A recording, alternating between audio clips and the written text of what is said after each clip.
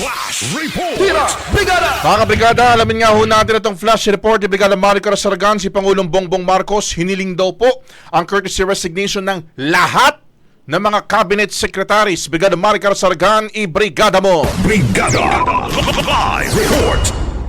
Pinagsusumiti ni Pangulong Ferdinand Marcos Jr. ng courtesy resignation ang lahat ng miyembro ng kanyang gabinete upang muling ayusin ang pamahalaan kasunod ng resulta ng halalan. Ayon kay Pangulong Marcos, hindi raw ito business as usual dahil nagsalita na raw ang mga tao at umaasa sa pagbabago. Layunin daw ng hakbang na ito na mabigyan siya ng kalayaang suriin ang performance ng bawat kalihim at piliin kung sino ang patuloy na magsisilbi base sa mga bagong prioridad ng administrasyon. Tiniyak naman ng Pangulo na magiging tuloy-tuloy pa rin ang serbisyo ng gobyerno habang isinasagawa ang transition.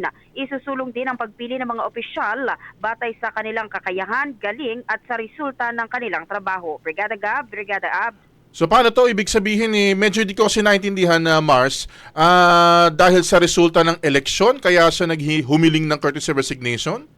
Oo, di ba kung maalala mo kasi sa kanyang podcast interview, ang binabanggit niya na isa sa mga resulta kung bakit ganun ang kinalabasan ng kanyang senatorial slate ay dahil unang-una hindi na sawa na sa politika ang mga tao at hindi raw kontento sa performance ng gobyerno.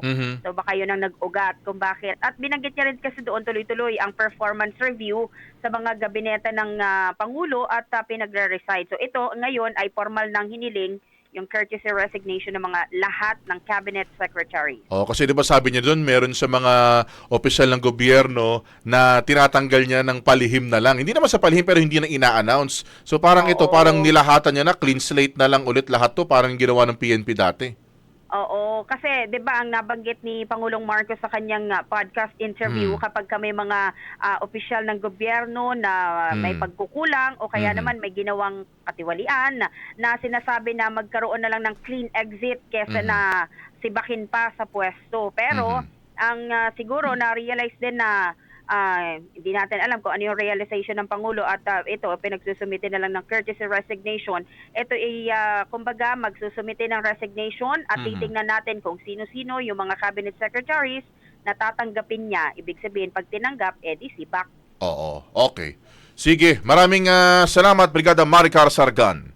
Maraming salamat. In the heart of changing lives, ako si Brigada Maricar Sargan ng 105.1 Brigada News FM Manila, the Music and News Authority. Brigada Flash Report! Ang bahaging ito ay hatid sa atin ng Guard C Plus with Zinc Capsule. Always protektado ang kalusugan.